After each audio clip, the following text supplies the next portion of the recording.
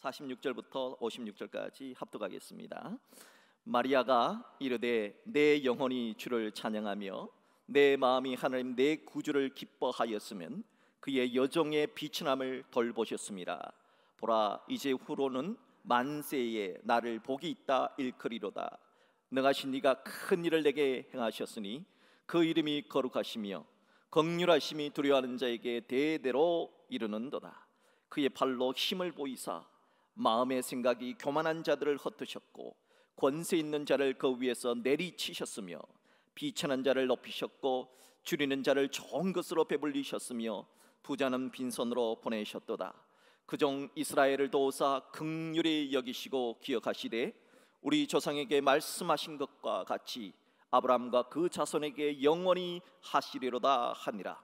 마리아가 석 달쯤 함께 있다가 집으로 돌아가니라. 아멘. 오늘은 500년 전 종교개혁의 불씨가 된 루터의 95개조 조항 가운데 25번째 조항부터 30번째 조항까지의 말씀을 살펴보고자 합니다.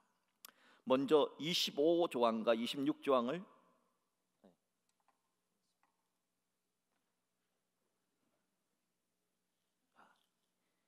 이건 아닌데 이건 멀리 보는 거고 돋보기가 있는 걸 이왕 갖다 두 개 아니었어요? 예.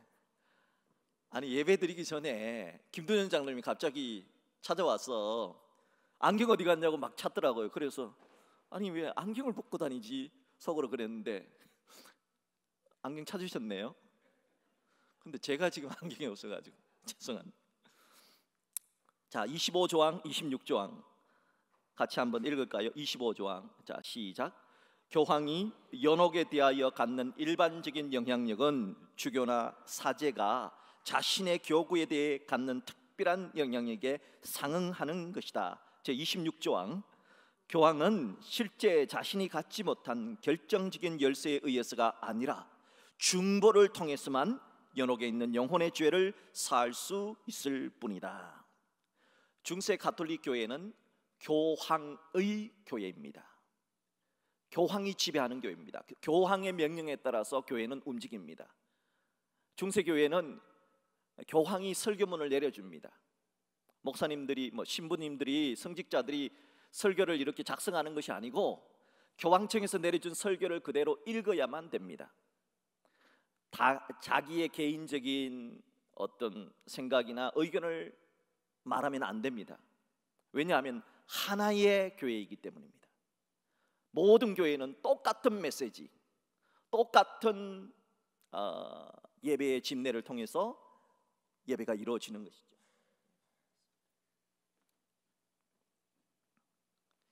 그런데 이 성경의 진리를 바르게 전해야 될 교황은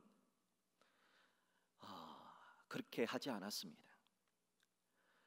여러분, 유럽이라고 하는 나라는 큰 조그만한 나라들, 조그만한 부족 영주들이 모여서 한 나라 국가를 만들고 그 국가에 왕이 있고 왕위에 누가 있어요? 왕위에 교황이 있는 겁니다. 그러니까 교황은 마음에 안 들면 왕을 갈아치울 수도 있습니다. 심지어 그런 일들이 많았습니다. 카노사의 굴욕이라고 들어보셨습니까? 왕이 교황의 말을 안 들었습니다. 그래서 너 왕 때려쳐라. 그러니까 왕이 슬퍼서 눈이 펄펄 날리는 그 알프스 산을 넘어와서 교황이 지나가는 그곳에 교황의 발에다가 무릎을 꿇고 발에다가 입을 맞추며 한 번만 용서해 주십시오. 교황이 이렇게 말합니다. 네가 뭘 잘못했니? 교황님의 말씀을 안 들었습니다. 앞으로 말 잘 들어. 그렇게 말할 정도로 그게 바로 그 유명한 카노사의 굴욕이라고 하는 세계사에 나타나는 스토리죠. 교황의 권위는 전무후무합니다. 교황의 말을 교황이 누구하고 결혼하라고 하면 결혼 안 하면 그 사람하고 결혼 안 하면 왕도 마음대로 못하는 겁니다.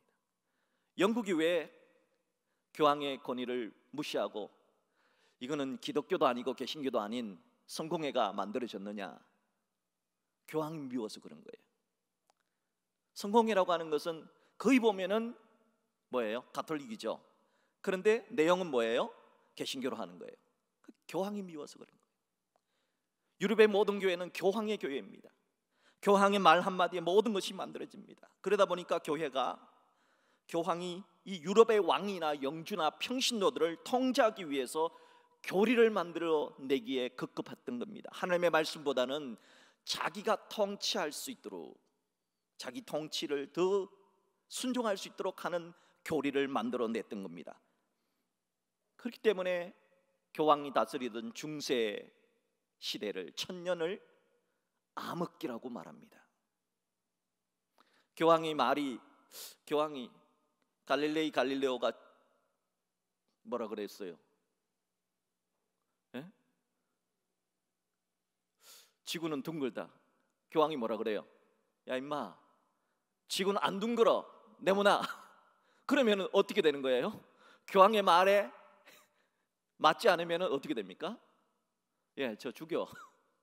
그럼 끝나는 거예요. 말 한마디에. 지구는 둥근데 너무 이상하잖아요. 그 정도로 교황의 권세는 대단했습니다. 그러니까 암흑기가 된 것이죠. 이런 암흑기를 대표하는 것이 바로 오늘 우리들이 살펴보고자 하는 그러한 연옥설과, 바로 이 연옥에 가지 않기 위해서 하나의 부적을 만들었는데 그걸 면죄부라고 하는 겁니다. 500년 전에 비텐베르크 대학 교회에 붙여진 루터의 95개 조항 가운데 오늘 우리가 살펴보게 될 25번째 조항부터 30번째 조항은 중세 가톨릭 교회의 암흑, 그 어둠을 나타내주는 대표적인 연옥설을 비판하는 내용입니다. 연옥설이란 이런 교리예요. 사람이 죽어서 천국으로 가야 되는데 천국으로 가기에는 공로가 모자라, 공로가 약간 모자라. 그러면은 어디에 가 있어요? 연옥이란 곳에 가 있다가 후손들이 연보를 많이 하면은 어떻게 돼요? 그래, 선조들이 그 공로가 쌓여가지고 천국으로 가게 된다 하는 것이 연옥설입니다. 그러면 후손들이 잘해야 되겠죠. 그래서 후손들은 어떻게 하든지 조상들의 이름으로 뭘 자꾸 해야 돼. 죽은 조상의 이름으로 선을 베풀고 죽은 조상의 이름으로 뭘 자꾸 공을 쌓아야 돼. 공로를 쌓아야 돼. 자, 그런데 공로가 모자란 사람들은 조상들의 공로를 채워줘야 되는데 이걸 이용한 거에 된 거죠. 교황 식스투스 4세는 1476년에 이 모자란 공로를 채울 수 있는 방법이 있다. 그게 뭐냐? 면죄부다. 면죄부라고 하는 부적을 사면은 이 부적 면죄부가 굉장히 비쌉니다. 요즘 말로 하면은 집 한 채 정도의 값입니다. 그러니까 요즘 집 한 채가 뭐 동네마다 다르니까요. 자, 한 5천만 원을 잡읍시다. 면죄부 한 장 5천만 원 너무 쌉니까? 그런 집 없다고요? 일단은 그렇다 칩시다. 우리 시골에는 5천만 원 집 살 수 있어요. 여하튼 5천만 원을 주면은 면죄부를 사면은 죽은 조상이 어디로 가요? 연옥에서 천국 간다. 그러면은 사람들이, 중세 시대의 사람들은 죽을 때 뭐라고 자손들한테 유언을 남기겠습니까? 얘야, 내 이름으로 면죄부 한 장 사다고 하고 꽥 하고 돌아가시는 거예요. 자, 그러면은 이 자손들은 어떻게 해요? 그런 유언을 받았으니 어떻게 하든지 조상들을 천국으로 보내려고 하니까 5천만 원을 모아야 될 거 아니야. 이렇게 해서 면죄부 장사를 하게 된 거예요. 어떻게 되면은 신자들을 위협하고 협박해서 교회가 돈을 뜯어낸 거죠. 그러면은 중세 가톨릭 교회는 교황은 무슨 근거로 이렇게 사람들한테 면죄부를 사라고 얘기할 수 있었는가? 근거가 있을 거 아니에요. 가톨릭 교회가 면죄부를 판매할 수 있는 근거는 이렇게 세워졌습니다. 예수님은 천국에 가고도 남는 공로가 있지. 그렇죠? 마리아도, 성모 마리아도 천국에 가고도 남는 공로가 있지. 성인들도 천국에 가고도 남는 공로가 있지. 베드로나 바울이나 뭐 이런 분들, 스데반이나 이런 분들은 천국에 가고도 남는, 우리하고 수준이 다르니까. 그럼 그 남는 공로를 잉여 공로라고 그래요. 공로가 남아돌아. 나한테는 공로가 모자라지만 예수님이나 마리아나 스데반이나 빌립이나 뭐 이런 분들한테는 공로가 남아돌아. 그 남아돈 잉여 공로를 누가 받았느냐? 교황이 다 받았다는 거예요. 그래서 교황이 그 공로에 맞게 면죄부에 사인을 해주면, 면죄부를 사면은 그 공로로, 남아있는 잉여 공로로 뭐를 할 수 있다고요? 너도 천국 갈 수 있다. 좀 그럴듯합니까? 제가 교황 같으면 여러분 속아서 넘어가서 면죄부 하나씩 사실랍니까? 어휴, 공부를 너무 많이 하셔가지고 안 사신다는데, 이게 원래 사야 되는 거예요. 이렇게 사람들을 혹세무민했다는 거예요. 1343년 교황 클레멘트 6세에 의해서 이 면죄부가 발전이 됐는데요, 모든 성도들의 형벌을 속해 죽어도 남을 정도의 많은 잉여 공로가 있기 때문에, 그래서 면죄부라는 상품을 만들어서 사면은 너도 천국 갈 수 있다. 자, 그러나 아시다시피 죽음 이후의 영혼은 전적으로 누구 소관입니까? 죽음 이후의 소관은 전적으로 누구 소관입니까? 목사 소관입니까? 하나님 소관입니까? 하나님 소관이지 교황 소관이 아니에요. 그런데 거짓말한 거죠. 죽음 이후에도 교황의 영향력이 미치는 것으로 잘못된 교리를 만들어버린 것입니다. 제 27, 28조항은 다음과 같습니다. 그래서 27조항 같이 한번 할까요? 시작. 돈이 연복에 짤랑하고 떨어지는 순간에 영혼이 연옥으로부터 풀려난다고 말하는 이들은 단지 인간적인 교리를 가르치는 것이다. 28조항. 돈이 연복에 짤랑하고 떨어지면 욕심과 탐욕도 분명히 증가한다. 그리고 교회의 중보 결과는 오직 하나님의 손에 달려있다. 자, 여기서 말하는 동전은 금화를 말합니다. 그 당시에는 가장 값비싼 돈이 금으로 된 돈입니다. 우리도 지금 금화를 씁니까? 평창 올림픽 그런 거는 뭐 기념주화 정도 금화 있었는데, 그러니까 그 당시에는 금화가 가치가 상당하겠죠. 금의 가치가 상당하니까 그 금화를 몇 개를 떨어뜨려야지 죽은 조상이 5천만 원 가치가 될 거 아닙니까? 5천만 원 가치가 되려면 우리가 금을 따지면 몇 돈입니까? 뭐 안 해봐서 모르겠지만 하여튼 그게 떨어지면은, 그 금덩어리가 떨어지면은 짤랑 소리가 나면 그 소리를 듣고 죽은 조상들의 영혼이 연옥에서 천국으로 가게 된다. 이렇게 말하는 인간들은, 루터는 이거는 성경에 없는 인간의 말이다. 루터가 굉장히 완곡한 표현을 했기 때문에 그런데 솔직히 말하면 개소리라는 거죠. 말도 안 되는 소리라는 거죠. 교황의 말은 이거는 말도 안 되는 소리라는 거예요. 결국은 이렇게 얘기하는 것은 중보 기도의 영향력을 무시하는 것이고, 이것은 바로 교황의 탐욕과 욕심에서 비롯된 것이 아닌가 하면서 루터는 비텐베르크 성당 대학교의 문에다가 대자보를 박았던 겁니다. 제29조항에서 30조항입니다. 자, 29조항 같이 한번 읽을까요? 시작. 성 세베르니우스와 성 파샬에 관한 전설에서처럼 연옥에 있는 모든 영혼이 구원받기를 원하는지의 여부를 누가 알겠는가? 전승에 의하면은 성 세베르니우스라는 분과 성 이 파샬이라고 하는 분은 신앙의 연단을 위해서 스스로 자기는 연옥에서 계속해서 고통을 받으리라 그랬어요. 그럼 자기는, 이 사람들은 성인이기 때문에 분명히 천국으로 갈 수 있어요. 그런데도 자기는 천국에 바로 가지 않고 자기는 연옥에서 더 많은 연단을 거쳐서 천국에 가겠다고, 천국 갈 수 있는 분임에도 불구하고 자기는 천국 가기를 유보하고 자기는 연옥에 있도록 기도해 달라고 말했던 분들입니다. 자, 사람들 중에는 연옥이 있다 칩시다. 연옥에서 더 훈련을 받고 더 경건 생활을 한 후에 천국 가겠다고 말하는 이런 사람들도 있는데, 다 천국 가고 싶다고 그렇게 면죄부를 다 산다고 말할 수가 있는 사람이 어디 있는가? 그러니까 면죄부라고 하는 것은 너무 일방적이다 하는 것이죠. 제 30조항 같이 할까요? 시작.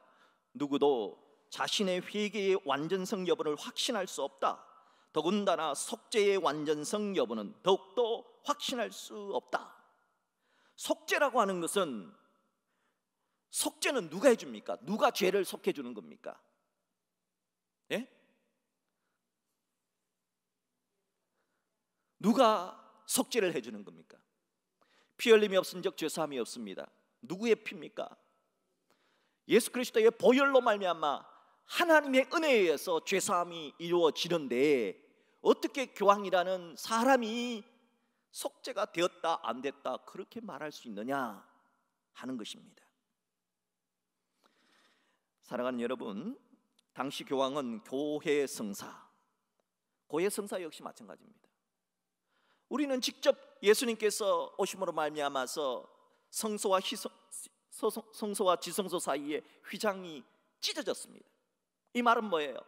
히브리서 4장에 있는 말씀처럼 우리가 직접 하나님께 나아갈 수 있는 길이 열렸습니다. 이 말이 뭐예요? 우리가 직접 기도할 수 있다는 거죠.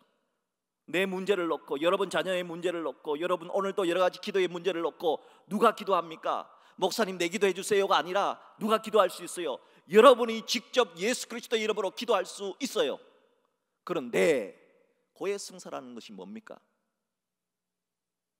아직도 구약 시대죠. 직접 여러분이 기도할 수 있는데 그것을 기도하지 않고 누가 기도하는 거예요? 중간에 신부가 고해를 받아가지고 다시 알려주는 거예요. 이게 과연 성서적이냐? 예수님께서 그걸 없애기 위해서 오셨는데 왜 다시 구약으로 돌아가려고 하느냐 이거예요.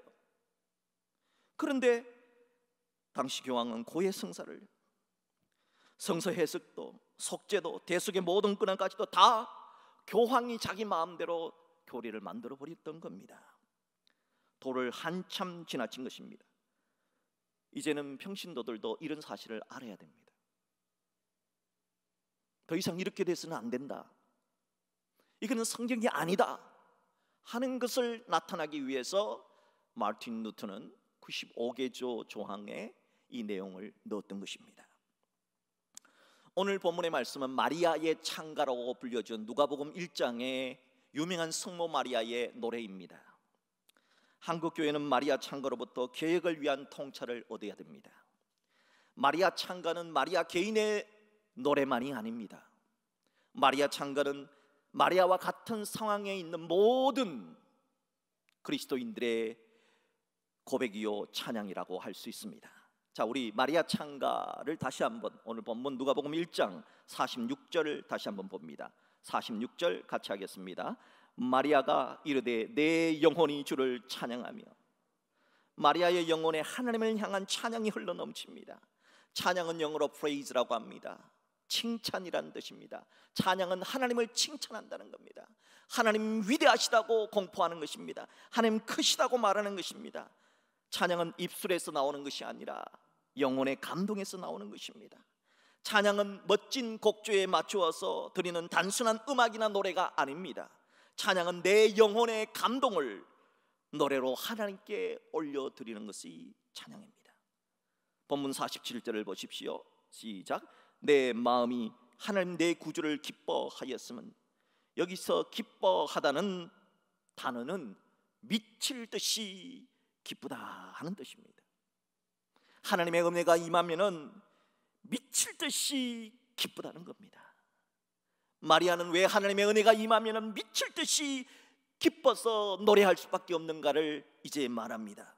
두 가지 이유를 듭니다. 첫째는 48절의 말씀처럼 하나님께서 그녀의 삶을 돌아보셨기 때문입니다. 자, 본문 48절 볼까요? 48절 시작. 그의 여종의 비천함을 돌보셨습니다. 보라, 이제 후로는 만세의 날을 복이 있다 일컬이로다. 돌보셨다라는 뜻은 하나님께서 연민을 가지고 주목했다는 뜻입니다. 아마 그 당시 사람들은 마리아를 주목하지 않았습니다. 48절에 여종의 비천함이라는 구절에 있는 말씀처럼 마리아는 비천한 자였습니다. 가난한 한 동네에 50명밖에 살지 않는 나사렛 동네에 50명이 사는 곳이 나사렛입니다. 이 나사렛에 가난한 여인이 마리아였습니다. 가난하고 고통스러운 서민의 삶을 살아갔습니다. 그러나 마리아의 이러한 비천한 형편이 도리어 하나님을 더욱 사모하는 계기가 되었습니다. 하나님은 비천함에도 가난함에도 많이 배우지 못함에도 시골 나사렛 출신이었지만은 하나님을 더더욱 사랑하니까 하나님이 그런 마리아를 사랑을 가지고 주목하셨다 하는 것입니다. 하나님은 우리가 아무리 비천해도 아무리 배우지 못해도 무시하지 않으시고 우리를 주목하십니다. 한번 따라할 거예요. 하나님은 내가 아무리 비천해도 사랑으로 나를 주목하십니다. 하나님 여러분을 주목하십니다. 하나님 지금 나를 보고 계십니다. 하나님께서는 우리의 마음도 보고 계십니다. 우리의 아픔도 보고 계십니다. 여러분의 가정의 형편도 보고 계십니다. 하나님 우리를 주목하십니다. 지금 이 시간 하나님 주목하십니다. 하나님께서 여러분을 주목하십니다. 그래서 우리에게 은혜를 베풀어 주신다는 거예요. 마리아는 이것 때문에 나는 비록 부족하지만, 나는 비록 비천하지만 하나님이 나를 주목하신다. 한번 같이 고백해 볼 거예요. 하나님은 나를 주목하신다. 여러분, 하나님이 지금 여러분을 주목하고 계시다는 사실을 믿으셔야 됩니다. 그에게 하나님의 은혜가 임하신 겁니다. 52절 53절을 보십시오. 하나님이 주목하니까 어떤 일이 일어날까요? 권세 있는 자를 그 위에서 내리치셨으며 비천한 자를 높이셨고 줄이는 자를 좋은 것으로 배불리셨으며 부자는 빈손으로 보내셨도다. 하나님이 우리를 주목하실 때 우리에게 놀라운 일이 일어나게 된다는 겁니다. 이것은 마치 목동 다윗의 모습과 같습니다. 평범한 목동 다윗은 그 누구도 주목하지 않았습니다. 다윗은 8번째 형제의 말제 8번째 아들이었습니다. 이새의 8번째 아들, 아버지도 무시했습니다. 사무엘이 자기 집에서 기름 부을 왕이 태어날 것이다 했을 때 첫째도 부르고 둘째도 부르고 셋째도 부르고 넷째도 부르고 다 불렀습니다. 그런데 누구만 안 불렀습니까? 다윗만 부르지 않았어요. 왜요?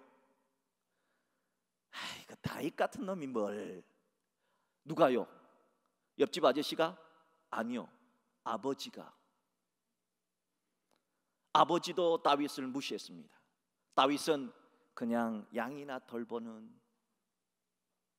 그런데 하나님께서는 뭐라고 합니까? 그런 다윗을 주목하셨습니다. 하나님은 이런 분이십니다. 하나님은 외모나 소유나 능력이나 그것으로 사람을 평가하지 않습니다. 하나님은 중심을 보십니다. 그리고 주목하십니다. 그리고 하나님을 사랑하는 자에게 은혜를 더해 주십니다. 이렇게 좋으신 하나님, 마리아는 이런 하나님을 알았기에 어찌 찬양하지 않을 수가 있겠느냐고. 그래서 미칠 듯이 기쁜 마음으로 찬양했다는 것입니다. 여러분, 우리가 하나님을 찬양할 때 이런 마음으로 찬양할 수 있었으면 좋겠습니다. 여러분, 하나님이 우리를 주목하신다는 그런 마음을 가지시고 신령과 진정으로 하나님을 찬양할 수 있는 우리 대연의 공동체 되기를 주의 이름으로 축복합니다. 둘째로, 마리아는 왜 하나님을 미칠 듯이 찬양할 수 있었을까요? 49절의 말씀처럼 하나님께서 그녀의 삶에 큰 일을 행하셨기 때문입니다. 본문 49절을 보십시오. 49절 같이 할까요? 시작. 능하신 이가 큰 일을 내게 행하셨으니 그 이름이 거룩하시며. 하나님께서 마리아에게 행하신 큰 일이 뭘까요? 처녀가 잉태하는 겁니다. 처녀가 알라를 베는 겁니다. 아기를 베는 거예요. 여러분, 사람이 감히, 인간이 감히, 피조물이 감히 신을 잉태한 놀라운 일입니다. 상상을 초월하는 일입니다. 큰 일은 오직 하나님만이 하실 수 있는 일입니다. 홍해를 누가 갈라지게 합니까? 여러분, 우리가 홍해를 갈라지게 할 수 있습니까? 우리가 요단강을 갈라지게 할 수 있습니까? 우리가 감히 하늘의 태양을 멈추게 할 수 있습니까? 우리가 감히 아엘라온 골짜기에 올랐던 달을 멈추게 할 수가 있습니까? 할 수 없습니다. 그러나 하나님은 하십니다. 하나님은 큰 일을 하십니다. 사랑하는 여러분, 이 시간 고백하십시오. 하나님은 큰 일을 하실 수 있다. 하나님은 큰 일을 하십니다. 하나님, 나에게도 큰 일을 할 수 있습니다. 하나님께는 우리에게도 큰 일을 할 수 있습니다. 여러분, 하나님, 마리아에게 큰 일을 행하신 그 하나님께서 나에게도 큰 일을 행해 주시옵소서. 여러분의 가정에도 큰 일을 행해 주시기를 주의 이름으로 축복합니다. 하나님은 마리아에게 큰 일을 행하신 하나님이십니다. 그 큰 일을 행하신 하나님께서 우리 모두에게도 큰 일을 행해 주시기를 주의 이름으로 축복합니다. 본문 50절, 54절, 55절을 보십시오. 먼저 본문 50절입니다. 긍휼하심이 두려워하는 자에게 대대에 이르는도다. 과연 어떤 사람이 대대에 이르는 긍휼을 베풀 수가 있단 말입니까? 하나님밖에 없습니다. 본문 54절을 보십시오. 그 종 이스라엘을 도우사 긍휼히 여기시고 기억하시되 과연 누가 이스라엘을 도와주실 수가 있단 말입니까? 하나님밖에 없습니다. 본문 55절을 보십시오. 우리 조상에게 말씀하신 것과 같이 아브라함과 그 자손에게 영원히 하시리로다. 과연 누가 예수 그리스도를 주로 믿는 아브라함의 자손, 우리 모든 신자에게 영원토록 함께 해주실 수 있다는 말입니까? 하나님밖에 없지요. 루터의 종교개혁은 하나님을 하나님 되게, 인간을 모두 평등한 인간 되게 한 첫걸음이었던 것입니다. 그래서 종교개혁한 교회는 마리아처럼 비천한 여인들, 줄인 사람들, 그들의 입으로 크신 하나님을 모두 다 고백하게 되어져 있는 것입니다. 우리 교단은 대한예수교 장로의 우리 통합측이죠. 우리 교단은 이렇게 두루마리에 십자가가 있어요. 한반도가 아니고 두루마리에, 말씀의 두루마리 십자가. 우리 교단은 여성에게 안수하는 교단입니다. 이 말은 여성들도 안수 권사가 있고, 여성들도 안수 장로가 있고, 여성들도 안수받아 목사가 될 수 있는 교단이라는 겁니다.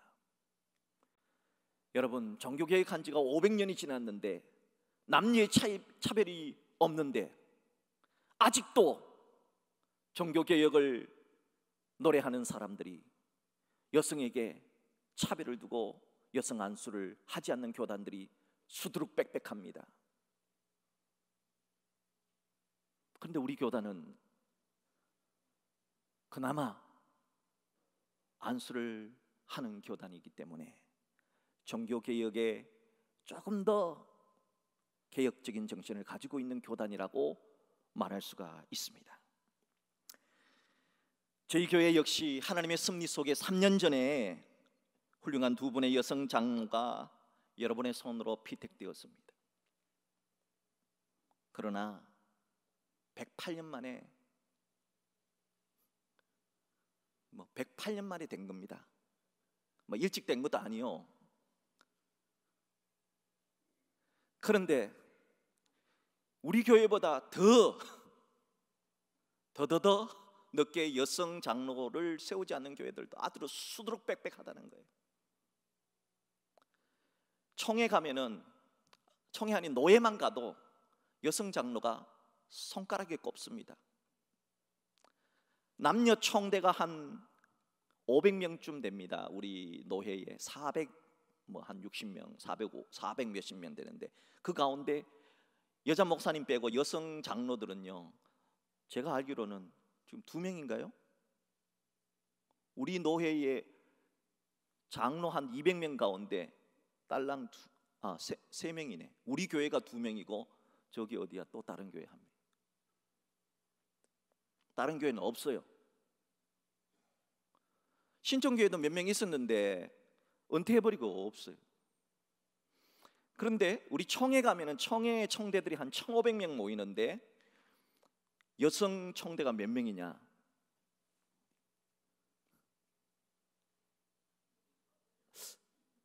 이거 너무 많이 했네. 17명. 없어요.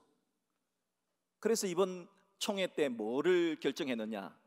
야, 우리가 이렇게 종교개혁 후손들인데, 남녀가 평등한데, 교회는 평등하다고 가르쳤는데 여성 총대는 그렇게 뽑아놓고 이게 되겠나 해서 우리 67개 노회 가운데 최소한 한 노회에 1명씩은 총대에 보내야 된다.